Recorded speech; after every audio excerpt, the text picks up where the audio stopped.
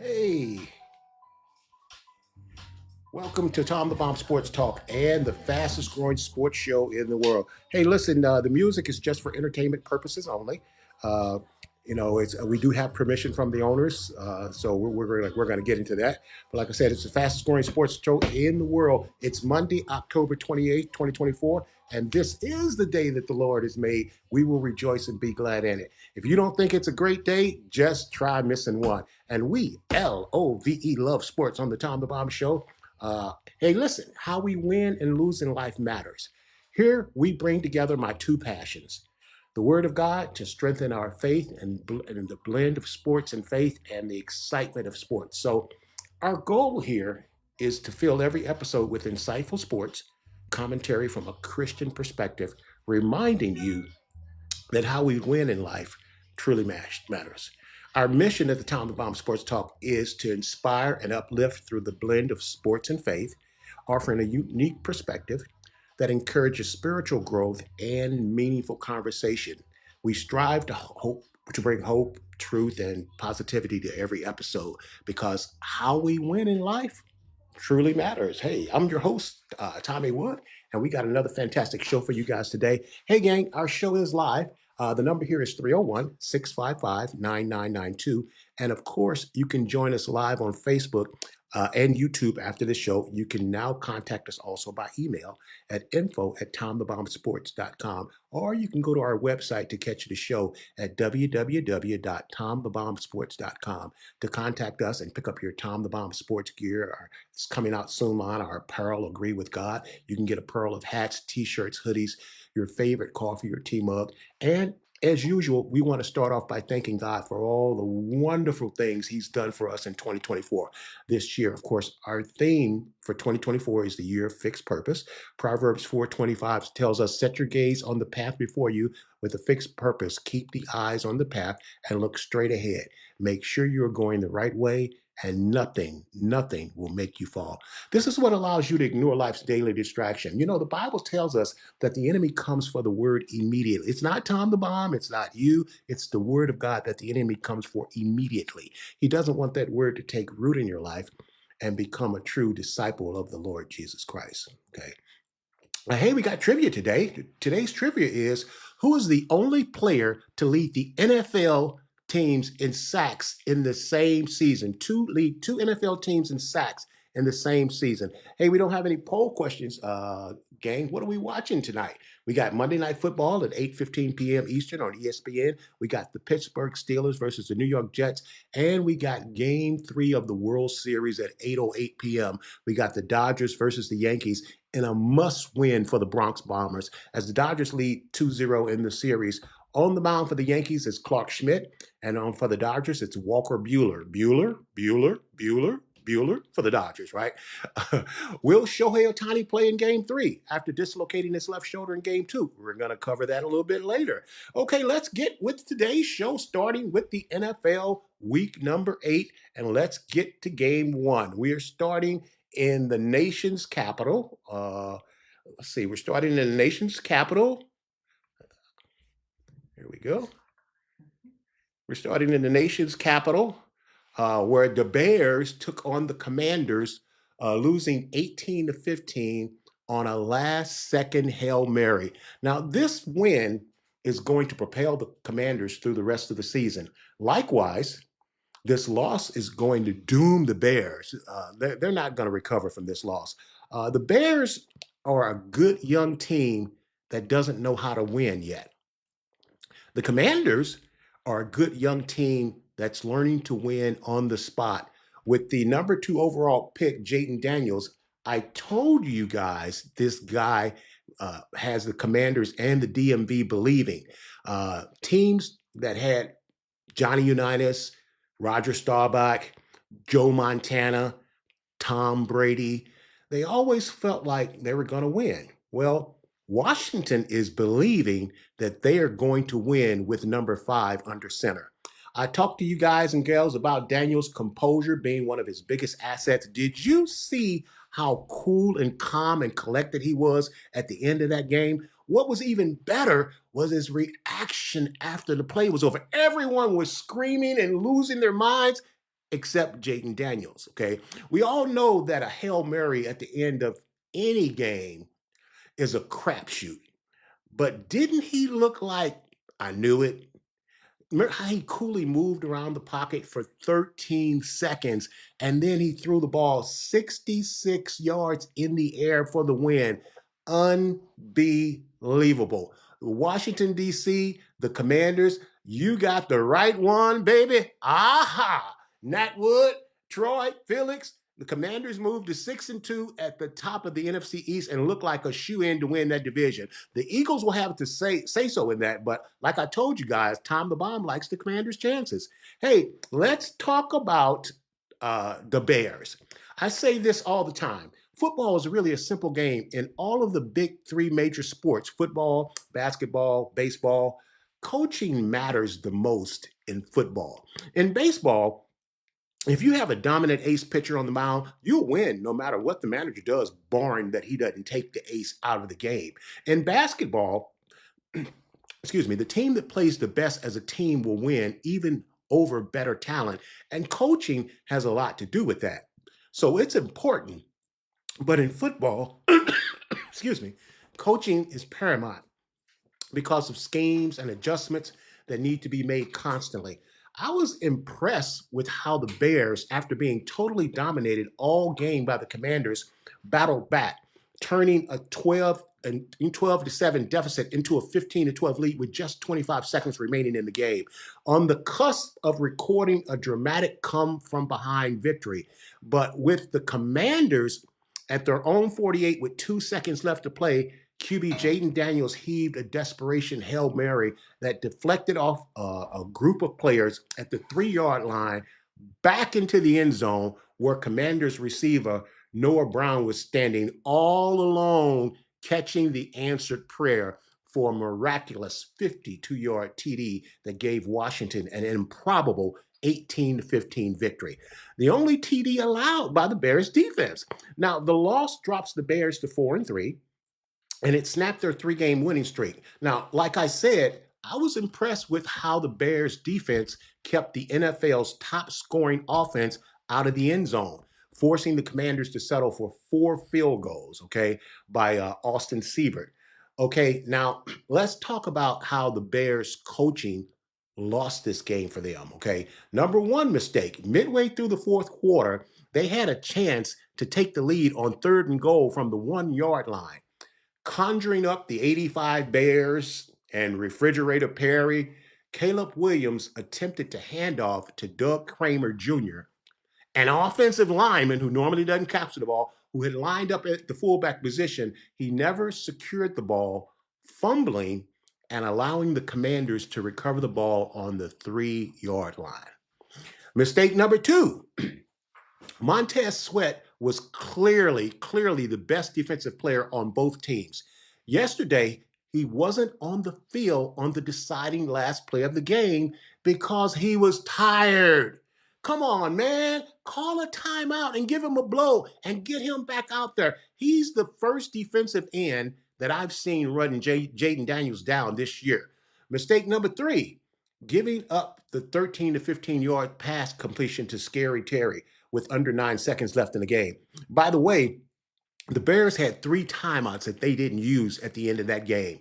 The Commanders couldn't get the ball to the end zone without those 13 yards that they picked up before the Hail Mary attempt. Now, if you were watching the game, Tony Romo called it out before the play even happened. Now, if the analysts knew it was coming, how come the Bears coaching staff didn't know it was coming? Mistake number 4, not rushing 5 or more. You never give a team 13 seconds to throw a Hail Mary at the end of the game. You overload the left side because Jaden Daniels is right-handed. So you want to make him roll to his left and throw it sooner than he wanted to. It takes time for 3 or 4 receivers that far down the field. The bottom line is, after a great comeback, the Bears coaching staff blew this game. Mistake number 5, not executing situational football.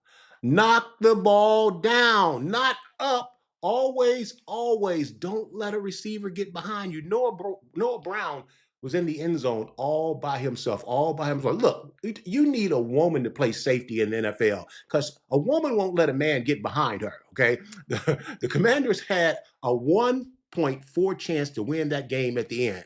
So you're saying there's a chance? Let's move on to game two, okay? How about them Cowgirls? They are who we thought they were, losers. Jerry Jones thinks he's the answer for the Cowboys when in actuality, he's the anchor that's not only holding them down, but sinking the Dallas Cowboys organization. Jerry thinks he's a football man. He's not. The proof is in the pudding. Al Davis was a football man, and even he became an anchor that sank the Raiders organization. Now, Jerry says, I'll do anything to win another Super Bowl. Jerry, I would simply ask you this, Mr. Jones, are you willing to give up control? Because that's what it's going to take to get the Cowgirls back to another Super Bowl. I believe that Pete Rose deserves to be in the Baseball Hall of Fame. I said it over and over again, but I also said it's never going to happen while he's alive. I believe the same thing with Jerry Jones. Is this because he's in the same boat as Pete Rose? What is it about money that makes men think they know more than anyone else? What's up with that? I mean, what's up with that, guys? You know, in 1 Timothy 6:10, it says that for the love of money is the root of all evil. See, money is not evil. Money is just a tool like a shovel. But the word says the love of money itself is the root of all evil. Stop chasing after power, chase after the Lord, and he'll lead you where you want to be, even possibly a Super Bowl title.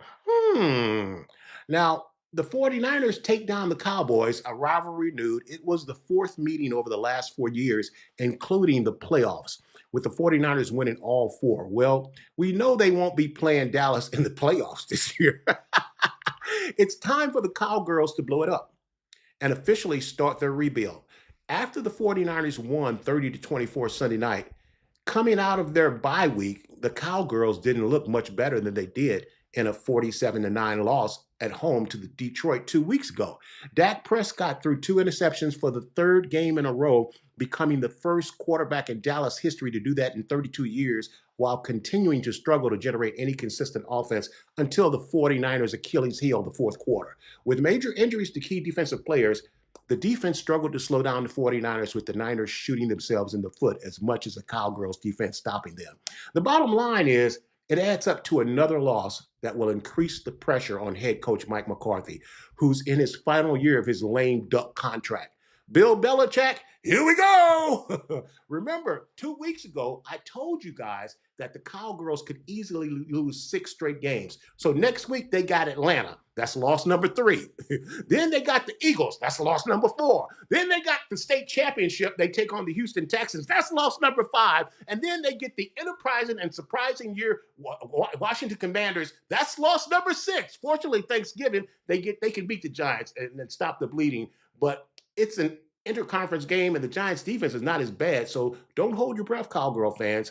Now, you know Tom the Bomb is a 49er fan, but the 49ers shouldn't be busting their hands on their backside congratulating each other. This game should have been a blowout. And considering that Dallas had the ball late in the fourth quarter with a chance to win is absolutely ridiculous. Yes, the Niners have some major injuries to key players, but their problem is the defense, and they're not able to finish games with horrible losses to the Rams and the Cardinals late in the fourth quarter with leads of 10 or more points. You can't lose those games. They're only one game out of first place in the weak NFC West. Arizona can't hold that lead. The bye next week is greatly needed for the 49ers. I look for the Niners to make an upgrade to their defense. They'll win the West. Hopefully, Christian McCaffrey will be back for Tampa Bay, and we'll be back soon. That way he'll get healthy at the right time and jail in December. Deebo Samuels is always hurt. Let's move to game number 3. Game number 3 is upset of the week. The Cleveland Browns over everyone's Super Bowl pick in the Baltimore Ravens 29-24. I keep telling you all, and the Ravens aren't listening. They don't believe that fat meat is greasy, that water is wet, and that the sky is blue, not purple. Here's all you need to know, and this is all I'm going to talk about this game. Derrick Henry had 11 carries for 73 yards. That's 6.6 yards per carry. a TD and a TD. Baltimore's been one of the top organizations in the NFL year in and year out, but I don't know if it's Lamar Jackson, the offensive coordinator, or who's ever actually calling the plays. It's just downright stupid. It's arrogant. It's insane that the Ravens aren't featuring Derrick Henry as their number one option, running their offense through him. Let's switch gears for a second. For a second, the NBA has started, okay? So the Baltimore Ravens owner, their whole front office, all of their coaches, Lamar Jackson's, they all need to go to Denver and watch the Denver Nuggets basketball game and watch how their organization run their offense through Nikola Jokic, how he touches the ball on almost every possession, how they run the inside-outside game to perfection, how the inside game opens up the three ball for the Nuggets. Stop worrying about winning a third MVP. You say all you care about is winning a Super Bowl ring and bringing the ship back to Baltimore. Well, if that's true, which I don't believe, by the way, then give Derrick Henry the ball 25 times a game. He's averaging 6.6 yards per carry, and you only gave it to him 11 times? Really? Really? Really? Did Jerry Jones all of a sudden take ownership of the Baltimore Ravens organization? This team will not beat Mother Wig's Kansas City Chiefs in the AFC Championship game and represent the AFC in the Super Bowl. Lamar, don't do it. It's suicide, man. Don't be that way. I'm really trying to help you. I'm really rooting for you. You're saying one thing, but your actions are saying something else. I know that the Ravens defense is not what it's been in the past, and they have some real weaknesses in their secondary. But you know what will help that weak defense? A ball control offense and a dominant running game with your running back, not your quarterback. You show me a point guard that leads his team in scoring, and I'll show you a team that doesn't win championships. Magic Johnson was a 5-time NBA champion. He was a 3-time NBA Finals. He was an MVP. He was a 3-time NBA Finals. He was a 12-time NBA All-Star. He's a 2-time NBA All-Star. He's a 9-time MVP First Teamer. He's a selection to the NBA All-Rookie Team in 1980, a 4 NBA assist leaders. He steals in the NBA. He's on the anniversary 50th and 75th team. He retired as an NCAA champion in 1979, the Final Four MOP in 79, consensus first team All-American in 1979, 2-time All-Big Ten. His number 32 is retired by the Michigan Squad. He's first team parade All-American in 1977, McDonald's All-American in 1970, Mr. Basketball of Michigan in 1977, NBA and NBC Basketball Hall of Fame, and he's an Olympic gold medalist. But he never led his team in scoring, just to winning and winning championships. Lamar Jackson, take a page of the greatest point guard that ever lived and follow suit. Give the ball to Derrick Henry and you'll win your championship. You'll win the Super Bowl. You'll become a Hall of Famer after you add these championships to your resume.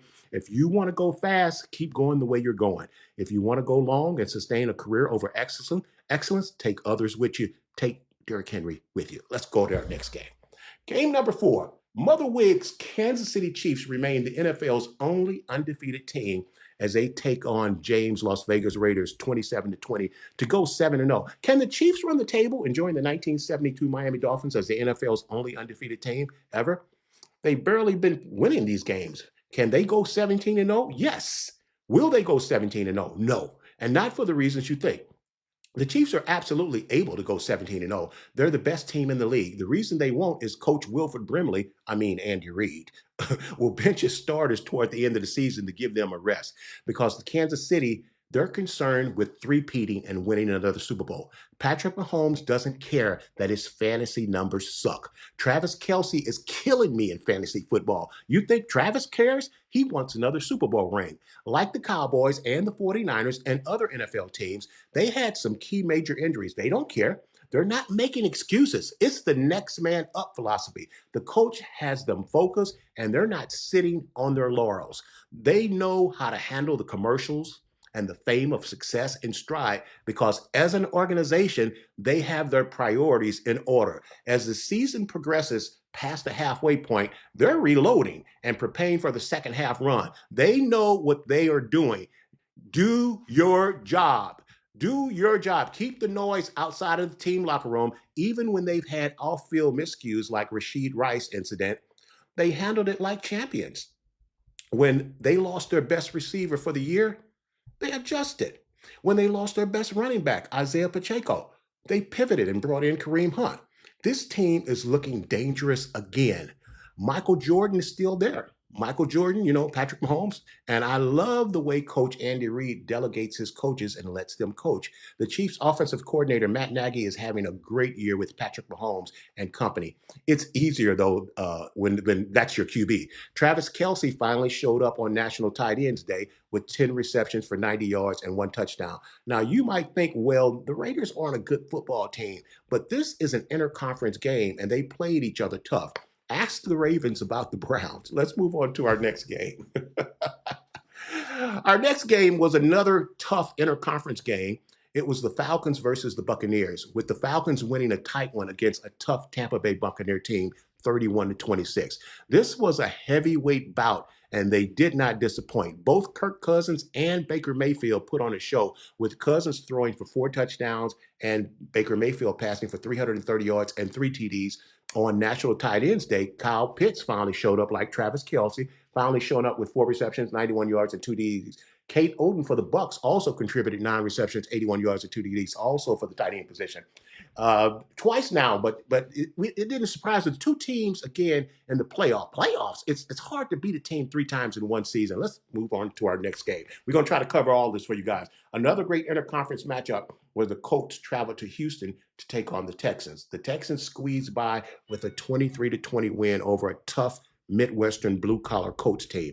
Anthony Richards is an explosive, exciting young QB, but I really believe the Colts are better with a more experienced signal caller or QB. I'd like to see him learn and simmer a little longer. On the other hand, CJ Stroud is breaking all the rules and molds of what a young QB is supposed to be. No sophomore slump for him, okay? For the Texans six-shooter, as he went 25 for 36 for 285 yards and a touchdown pass. Both running backs, Jonathan Taylor and Joe Mixon, both broke the 100-yard barrier and both scored a TD. Josh Downs had 109 yards receiving and a touchdown, while Stephon Diggs had 5 receptions for 81 yards, but might be lost for the year with a knee injury. Tank Dell held it down for the Texans to get the win. The Texans need help on the offensive line. Their young QB is way too valuable to be taking the punishment he's taking. Let's move on to our next game. Our next game was the Patriots shocked the Jets 25-22. I've been saying all year long that the Pats are playing hard every week. And even though I took the Jets in this one, I was glad to see Aaron Rodgers take his medicine. Rodgers is reaping what he's been sowing. He set the tone for this team in the beginning by missing camp. As the leader and QB of this team, when the head guy and the leader doesn't appear to work hard, it sets a bad tone and example for the rest of the team. He's lost his team. Okay, they gave Baby Rodgers a brand new pacifier in Devontae Adams, and he's still not bringing the W's home. This has been a really, really bad investment for the New York Jets. Let's move on to our next game. Next game. How about in a surprising and thrilling game? The Arizona Cardinals upset the Miami Dolphins' return of Tua to the starting lineup. Tua played well, but Kyler Murray played better. This Arizona team kind of reminds me of the Detroit Lions about 2 years ago. The Cardinals are at least a year away from really, really being contenders. But rookie Marvin Harrison Jr. is the real deal. This guy has been bred from birth to be an NFL wide receiver under his Hall of Fame father's tutelage, and he is legitimately the real deal. Let's move on to our next game. We got the Jacksonville Jaguars lose another close game, 30-27 to the Green Bay Packers. Tell me something new, Captain Obvious. $55 million could have had a really, really nice yacht for that kind of money. On the bright side for the Jaguars, they've discovered a star in Tank Bigsby, one of the best names in all of the NFL. Let's just slow down for a minute here. All righty, game number 10. Let's move on to the next game. The next game was the Detroit Lions flexed their muscles. Let me get right. Yeah. The Detroit Lions flexed their muscles against the Titans 52-14. It was clearly the varsity versus the JV. The Lions look like everyone's favorite in NFC, but there are some other teams that are going to have a say-so about that. Jared Goff is having an MVP season, and their two-headed monster in the backfield make the Lions formidable and scary, like real, like lions and tigers and bears. Oh my, they look good. Uh, like I said, everybody likes Detroit, but there's a lot of other teams out there that's going to have a say so in it. And I like the Lions too. They're innovative. I like what their offensive coordinator is doing. They're putting it all together, and they really do look like the team to beat in the NFC. But hey, the Vikings going to have some say so. Don't count the Niners out. Tampa Bay and Atlanta going to have a say so in that. So it's going to really, really be interesting. But for sure, I think the Detroit Lions are the front runner. All righty, our next game was the Broncos beat the Panthers 28-14. Okay, and young Bo Nixon is coming into his own. He looks like you're starting to understand why the coach did what he did.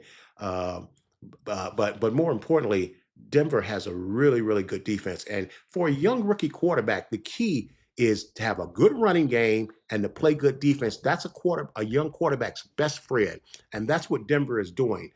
So the Panthers went back to Bryce Young, and when I'm saying that Anthony Richards needs to simmer a little longer, I'm not willing to throw Bryce Young under the bus or throw him away. But he needs to simmer. He needs to simmer as well. I know the Red Gun got hurt, but I just think, man, it's a tough thing to ask these young guys to come into the league and come straight out of college and into the NFL and play. Jaden Daniels is having a phenomenal year as a rookie quarterback, but Jaden Daniels started 55 games in college at the top level in the SEC and the top level of conferences in college. He has a lot of experience. Anthony Richards have played a total of 13 or 14 games, period, before showing up in the NFL. Bryce Young, same thing. These guys just aren't ready. Now, like I said, CJ Stroud is he's the exception to the rule. What he's doing, we haven't seen what he's doing since Ben Roethlisberger broke into the league and went 14-1 in his first 15 games. But you know what? It happens every blue moon. It happens every now and then. But these guys just aren't ready. I love Steve Air McNair. When at that time they were the Houston Oilers, they drafted him and they said we're sitting him for a whole year and he's not going to play a down. And he's set for a whole year. He learned the system, he learned the speed of the NFL, and the next year he hit the ground running. Hey, Michael Jordan. You guys do know that Michael Jordan is Patrick Mahomes in disguise. You guys do know that. Uh, the Kansas City Chiefs set Patrick Mahomes for a whole year, and they let him learn the system. And in year two, Patrick Mahomes hit the ground running, man. You can put these quarterbacks in here and right away, and and you say, well, they're going to get experience, but you can also ruin their careers. Derek Carr's brother, I can't think of his first name, but he was the number one draft pick for the Houston Texans when they had the number one overall pick, and he got sacked 88 times in his rookie season. And he was shell shocked from then on. His career was over because all he could think about was, I'm going to get hit. I'm going to get clobbered. So give these young QBs time to gel. Give them time to simmer. They're bringing, and if you do going to play them, you got to do like what they're doing in Denver. Give Bo Nix a running game. Give him a good defense, and let these guys mature into this position. Let's move on to our next game. Our next game was the Buffalo Bills. Go ahead. The next game is the Buffalo Bills beat the Seahawks 31-10. Josh Allen is getting it done without the distractions. Okay, sometimes you add by subtracting, and I'm sorry, but that's just the truth. So and even if some of the things were valid about Josh Allen, which I do believe some of them were, Josh Allen is still the face of your franchise, and you have to do what you have to do to build him up and build up his confidence. You can't have, and I'm just going to say it, you just can't have divas there taking shots at him, even if there's some truth to what the diva is saying, because the diva is never going to be the face of your franchise. Josh Allen is the face of your franchise. Josh Allen we're in week number 8. We're in the middle of the season, And Josh Allen just threw his first interception after 8 games. So Josh Allen is getting it done in Buffalo. And like I said, sometimes you add by subtracting. Sometimes you do. Hey, let's talk about Dwayne Taylor's Philadelphia Eagles. Now the Eagles beat the Cincinnati Bengals 37-17, and they're doing. And let's talk about this for a minute because they're doing what the Ravens won't do. They're giving the ball to their big offseason acquisition, Saquon Barkley. Saquon Barkley had 108 yards rushing on 22 carries. How many carries, Tom the Bomb? On 22 carries. How many carries, Tom the Bomb? On 22. How many carries, Tom the Bomb? On 22 carries. Can you hear me in Baltimore?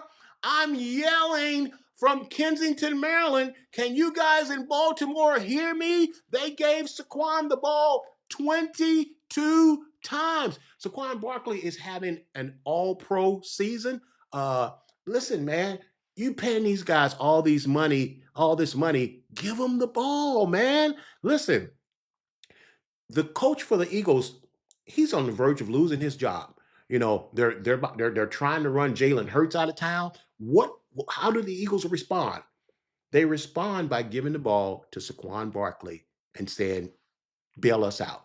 And that's what he's doing. And like I said, with the Ravens, when you sustain that running game, I keep saying football is a very, very simple game. You got to be able to run the ball, you got to be able to stop the run, you got to be able to convert on third down and just not turn the ball over. It's real kind of basic stuff.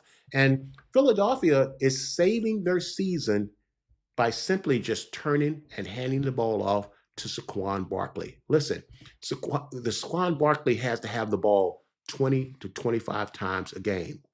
Derrick Henry has to have the ball 20 to 25 times a game. I told you guys, everybody's falling in love with Baltimore, but listen, man, I said this, and people think that I'm not a Lamar Jackson fan, and that's just not true. I love Lamar Jackson, but like I said, I don't know if it's him. I don't know if it's the offensive coordinator. I don't know if it's the coaching staff, but it's like, because if you remember, we back on Baltimore, the Ravens started the season 0-2, and people were like, what's wrong with the Ravens? I thought they were going to be a Super Bowl team. They're 0-2. And then for the next 5 games, they start giving the ball to Derrick Henry. Derrick Henry rushed for 199 yards. He rushed for 183 yards. He's averaging over 7 yards a carry. And then they go back to just not giving him the ball. Nat Wood. I'm averaging 7 yards a carry. How come you won't give me the ball? Come on, man. Give me the ball. Let me eat. Listen, Philadelphia is letting Saquon Barkley eat, and that's what's going on. Come on, man. Just wake up and smell the coffee, man. You guys got to get in here, man. Wake up and smell the coffee, man. Hey, let's get to our week 9 predictions. All right, let's start off. Our first game next week on Thursday is the Houston Texans versus the New York Jets. And you guys know Tom the Bomb's taking the Texans on this one. Listen, I am loving watching Aaron Rodgers take his medicine. I am loving how they're stuffing that. You know, let me tell you something. Aaron Rodgers is one of the most talented quarterbacks we've ever seen in the history of the NFL. He's won a Super Bowl. He's won one Super Bowl. Everybody says he's won, but he's won a Super Bowl, so that gives him legitimacy. And Aaron Rodgers is a Hall of Famer. Make no mistakes about it. Aaron Rodgers is a Hall of Famer. But everything that's going on right now is tarnishing his career. We're finding out the diva that he really is. You know, the things you do in the dark are coming to light. And he's you know, the Jets owner bent over backwards and turned everything over to Aaron Rodgers. And here's the thing, Aaron Rodgers is not Tom Brady. He's not. See, if you turn everything over to Tom Brady, you're going to get Super Bowls. The proof is in the pudding. You know, Tom Brady has 7. Aaron Rodgers has 1. And here's the thing. Any real football person will tell you that Aaron Rodgers is way more talented than Tom Brady. But quarterbacking has never, ever been about the most talent. That's why Joe Montana is still the GOAT. Okay, so it's never really been about who has the most talent. Tom Brady was never ever more talented than Aaron Rodgers. Tom Brady wasn't more talented than Peyton Manning, but he got them all topped because hard work beats talent when talent doesn't work. Isn't that right, Troy? And that's how it works. So, hey, we're taking the Texans over the Jets, and Tom the Bomb is enjoying watching Ron suffer in this. All right, let's move on to our next game. Our next game for Week 9 is the New Orleans Saints versus the Green Bay Packers. And you guys know that I'm a real big fan of the Packers. I think that the Green Bay Packers coach is Matt LaFleur. I think he's NFL Coach of the Year. I really do with things that he's done, especially with Jordan Love being injured. He's missed 3 or 4 games, and the backup have stepped in, and they really haven't missed a beat. So, Tom the Bomb likes the Packers in this game over the Saints. Saints a good football team. That's a 1 p.m. game, but Tom the Bomb's going to take the Packers on that one, okay? Our next game is our next game is our Washington. I can't even say that with a straight face. Our Washington. All right. Dad's Washington Commanders, Nat Woods Washington Commanders, Troy's Washington Commanders, Felix Washington Commanders, Lauren Washington Commanders, okay, versus the New York G-Men. And this first game with the Giants and the Commanders, like I said, the Giants defense is way better than what people think. And that was the game that the Commanders won by kicking 7 field goals to defeat the Giants. I think the offense is a little bit better. The Commanders' offense is a little bit better. It's a little bit more mature. It's gelling more. I think they're going to be able to score more, even though the Bears just held them to just 1 touchdown. But take the Commanders in this one. It's hard to take the Giants over anybody, even when they win.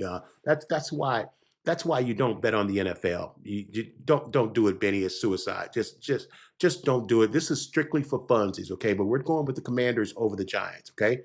Our next game is the Miami Dolphins versus the Buffalo Bills. And Tom the Bomb's going to take the Bills in this one. Tua is back. We see how valuable that Tua is to the Dolphins because the Dolphins' offense it's non-existent. They turn into a college team without Tua, and that's because that West Coast offense that they run is totally based on timing. And I saw a stat today where Tua was he was like 12 for 14 in passing when he got rid of the ball in under 2 seconds. And when he held the ball for 3 seconds or more, his passing efficiency dropped below 50% because that West Coast offense is all on timing, and Tua is the perfect quarterback for that. The backups, not. But Tua, yes. Well, even with the Dolphins getting better with Tua back, go with the Bills. Josh Allen is getting it done. All right, our next game is the LA Chargers versus the Cleveland Browns. And this was, yesterday was a great win for the Cleveland Browns. And let me just say this. It's really kind of an indictment how any quarterback other than Deshaun Watson looks good in Cleveland except Deshaun Watson. Now, Deshaun Watson has a guaranteed contract. He's making I'm asking you guys, what do you do with Deshaun Watson? If you cut him, you got to still, his money is guaranteed. His money is guaranteed. And all I can equate it to, Deshaun Watson has missed 2 years of professional football. And you may not think but it's obviously affected his game. Now, granted, we all know that the stuff that's going on off the field has actually literally has bled over onto the field because he's not the same guy from 2020 and 2021. He's just not the same guy. But when your backups, when Jameis Winston comes in, and I like Jameis. I'm a fan of Jameis. But when Jameis Winston comes in, Jameis Winston and Deshaun Watson, that's a complete 180. Because the Browns had the best defense in the NFL last year, so they got a good defense. They got Nick Chubb back, which means they got a running game. What we talk about, a good defense and a good running game. All you need your quarterback to do is not beat you, and that's what Jameis is doing. So this should be a good game. But with all that being said, Tom Bomb's going to take the Chargers because Jim Harbaugh knows how to win. Jim Harbaugh's a winner. So take the Chargers in this one. Our next game is the New England Patriots versus the Titans. And like I said, we've been talking about moral victories, and I've been telling you guys every week I'm watching the Patriots, and that coach has them playing hard. They are playing hard, okay? But they are playing hard. But I this a tough one. It's oh geez, Patriots Titans. Who you like, Lori? You got any thoughts on this, Lori? You like if she got Lori says she has no thoughts on this one. This is a tough one here. I'm gonna go with the Titans. I like the Titans running game a little bit, even though they just got throttled by the Lions. But we're talking about the Lions. We're not talking about the Patriots. Plus, Drake May got hurt, and he's a but the backup. I think they're more stable with the backup. So this will be a good game. But Tom Baum's going to take the Titans. Our next game is the Dallas Cowgirls versus the Atlanta Falcons, and I'm just going to tell you, Kirk Cousins take great pride and sticking it to the Cowboys. It's the Washington Redskin that's still in his blood. He takes great pride in sticking it to the Dallas Cowboys. Take the Falcons on this one. I told you that Dallas is in for a long roll, man, and there's major dissension in the ranks. Let me tell you what the bright side of this for the Dallas Cowboys is. The Dallas Cowboy fans, the organization, they're always delusional. They always think they're going to win the Super Bowl when there's no proof of that. Well, I think even the diehard Cowboy fans know, hey, we suck this year. I mean, I think they really realize that. So now you actually have a real excuse for your expectations to not be, we're going to the Super Bowl. So let's go ahead and tear this down and let's go ahead and start the rebuild. That's the bright side of this. And I know you Cowboy fans don't want to hear that, but that's where your daddy rich. That's where your boys are. You know it. You know it, Daddy Rich. I'm taking the Falcons in this one. You take the Falcons as well. Our next game is James Las Vegas Raiders against the Cincinnati Bengals. This is a tough game to pick. Um, I'm going to go with the Bengals because they just have better skill players and positions. The Raiders don't have a quarterback, and it's just really really hard in the NFL to win without a quarterback. So I'm going to take the Bengals over the Raiders in this one. Our next game is the Denver Broncos versus the Baltimore Ravens. The Ravens are going to be going up against a really, really tough defense, but they got smacked in the face, and the Ravens are listen, listen, listen, listen. Watch this. Tell me Tom the Bomb don't know what he's talking about. They're going to give the ball to Derrick Henry like 89 times in this game. And Derrick Henry is going to be the first running back in the history of the NFL to rush for 1,000 yards in one game. They are getting slammed on social media. They're getting slammed on all the sports talk shows. But geez, man, you don't have to be a Rhodes Scholar to, Stevie Wonder and Ray Charles can see. Why don't we give the ball to Derrick Henry? You guys remember when the Seahawks made the worst play in the history of sports when they were going against the New England Patriots in the Super Bowl, and they had beast mode and on the 1 yard line, and they throw a pass and they get intercepted. And women who didn't know nothing about football, they were going, "How come they didn't run it?"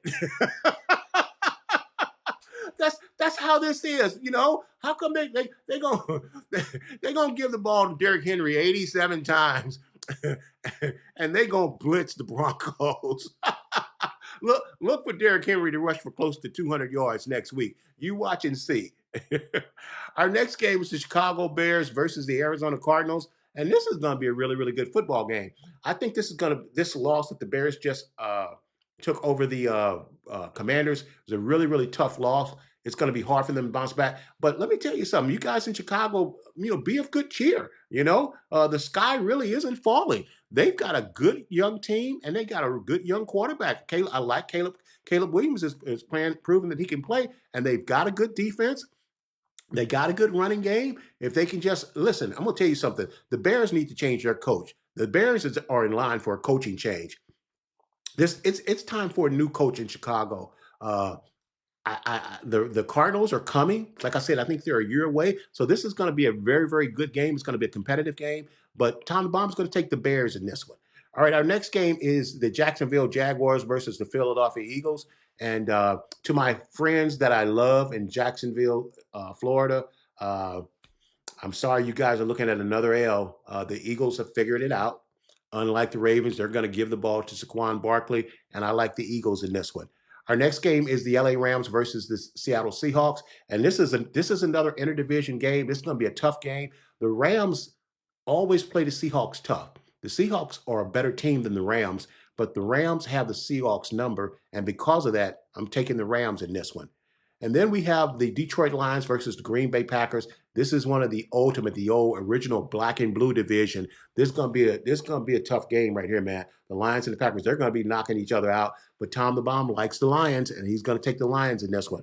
Our next game is the Baltimore Colts versus the Minnesota Vikings. I think the Vikings bounce back. Colts tough blue collar game, but I'm going with the Minnesota Vikings in this one. Our Sunday night 8:20 game is the Tampa Bay Buccaneers versus Mother Wigs Kansas City Chiefs, and this is going to be a good football game. And like I said, I don't think that the Kansas City Chiefs are going to go 17-0, and this is one of the few games that Kansas City could actually lose. Tom the Bomb is taking the Kansas City Chiefs because you take the Chiefs until they lose, right, Mother Wig? So we're going to go with the Kansas City Chiefs. But this is one of those games that if the Chiefs are going to lose, this is one of the teams they could lose to. So that's it right there. All righty. So I think we've got the let's look at the let's go to college football for a minute here. Let's real quick. Let's talk just a little bit about the Colorado Buffaloes. Okay, let's talk a little bit about the Colorado Buffaloes. First of all, the Colorado Buffaloes have qualified for a bowl game. And I'm going to tell you that's a big deal. That's really, really a big deal. We want to say congratulations to Coach Deion Sanders, Coach Prime, and his Colorado Buffaloes. They have officially they've won enough games to qualify for a bowl game, and that's a big thing. You're talking about an organization that was winning one, maybe two games a year, and last year they won four, I think. And they started off 3-1, and everybody was excited, and then they ended up with just 4 wins, and they go, "Wow, they really crashed at the win." But when you had one win and you go from one win to 4 wins, that's an improvement. So they went from one win to 4 wins, so they already have 6 wins. They're 6-2, and they are actually contending for their conference championship. But at the very least, they have already qualified for a bowl game. There was some noise this week about Shedeur Sanders not being on the ballot for the Heisman, but Shedeur doesn't care nothing about that, man. Hey, Travis Hunter is the best player in the country, and if Travis Hunter doesn't win, I know there's this kid out west that's running for like 1,000,000 yards. He's averaging over 200 yards a game, and that's fantastic. But the best player in the country is Travis Hunter. And if I could just get him to stop doing these crazy end zone celebrations, I know you're uber talented, but stop doing backflips in the end zone after you score. Act like you've been there before. Man, I would hate to see this guy blow his ankle or knee out doing a backflip in the end zone on a celebration. Uh, and he's such a good kid. He's a straight A student. He's the best athlete in the country. He's a threat offensively and defensive. The NFL scouts are drooling. They are drooling over Travis Hunter. And I just hate to see him injure or hurt himself by doing a silly backflip in the end zone after he scored a touchdown. Come on, man, act like you've been there before. Don't do it, Betty. It's suicide. So congratulations to the Colorado Buffaloes. It was a good game. They beat a good Cincinnati team. And hey, Coach Prime doing a good job. I think a lot of these big time colleges that passed on Deion Sanders because they thought he was all smoke and just smoke and mirrors. But hey, come on, man. Deion has excelled at everything, and everything he's done, he's excelled at. Okay, so how do you think he's going to become a coach and not be a great coach? Not a good coach, but how is he not going? Was he a great football player? He's a great baseball player. He's a great track athlete. How is he not going to be a great coach? Texas A&M, Florida State, his alma mater, even maybe Alabama. They should have gave this guy some consideration. I think Coach Prime is going to make him sorry for it. Let's move on. Let's get to our World Series preview for Game 3 tonight. So tonight we've got Game 3, and uh, tonight we've got Game 3, and the Dodgers are up 2-0. On the mound for the Yankees is Clark Schmidt, and on the mound for the Dodgers, like I said, is Walker Bueller. Listen, man, the Yankees better wake up and smell the coffee. Tom DeBomb picked the Yankees to win this in 7. So, just because you're down, I think the last 2 World Series teams that went up 2-0 end up losing the series. So just because they're down 2-0, that doesn't mean this series is over. Uh, yeah, that doesn't mean this series is over. But here's what I want to tell you though. Like I said, they better wake up and smell the coffee. Listen, man, your primetime players have to be prime time during the prime time. That's one of the reasons Deion Sanders could be prime time, because he was always prime time doing prime time. Aaron Judge is having a terrible postseason. I remember Barry Bonds' first time in the postseason, that he had a postseason like this, and they really, really dogged him.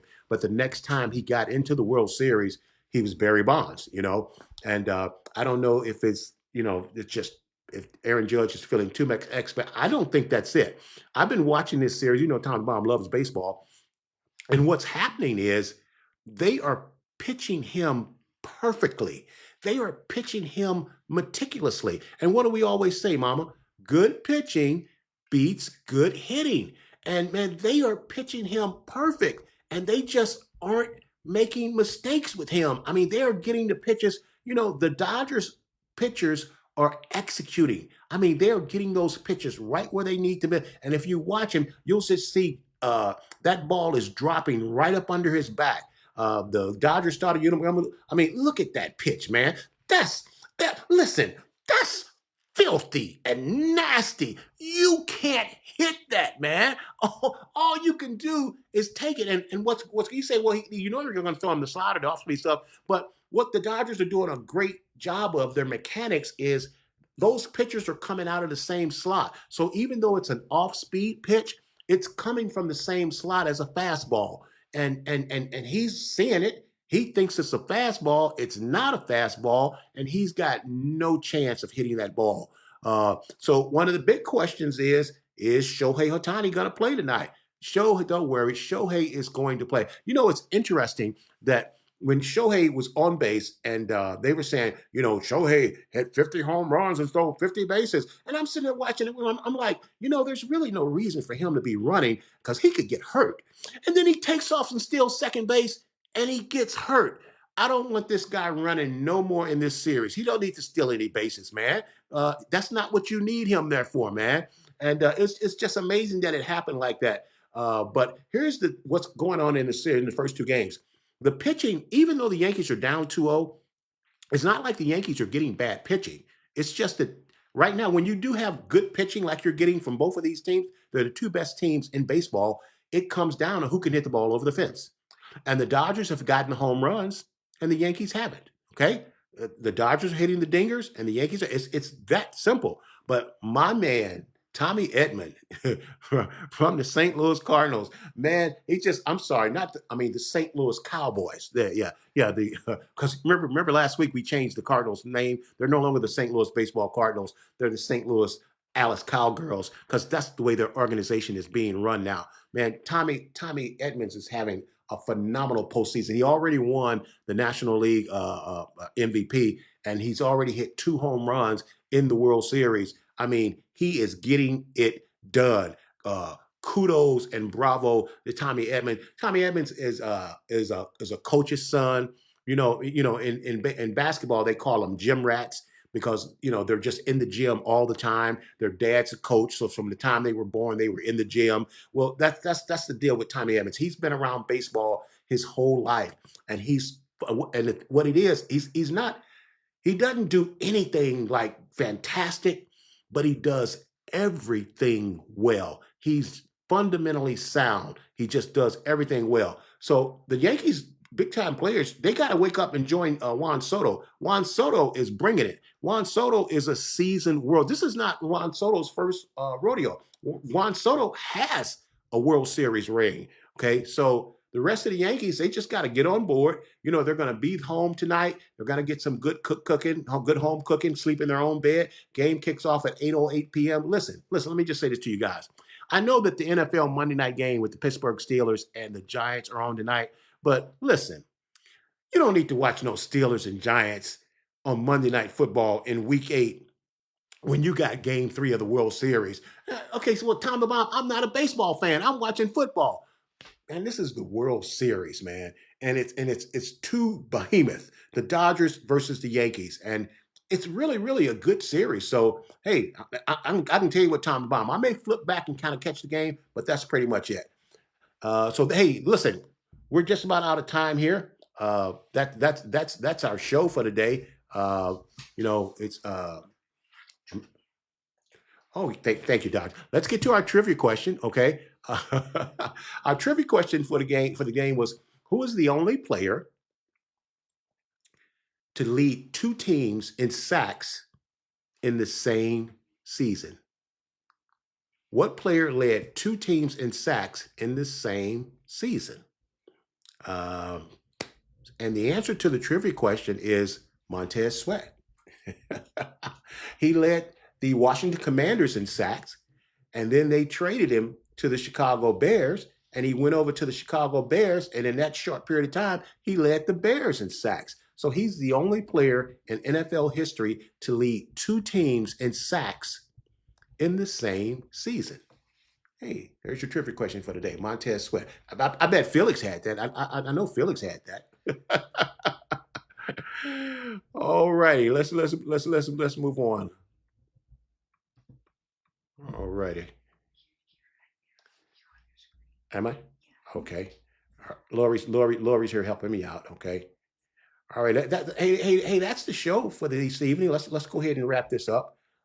Let me see if I can find my notes to my page. Okay. All righty. Here we go.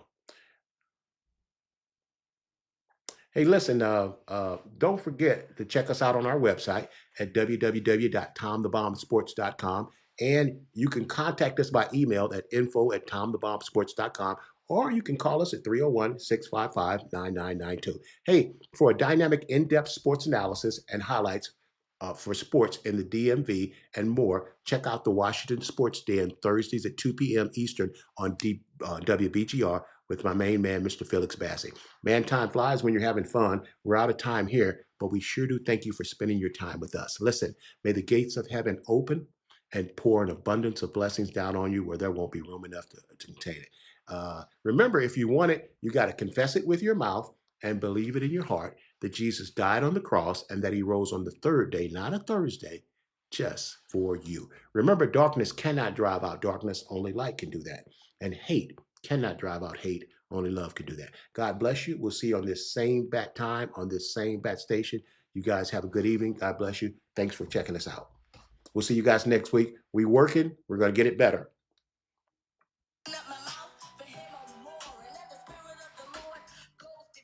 Battery 100%. Connected to iPhone 250. Am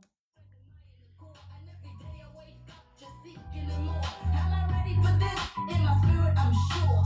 I am in Christ and my Father I adore. He redeemed me from destruction. I am his ambassador. As the world turns.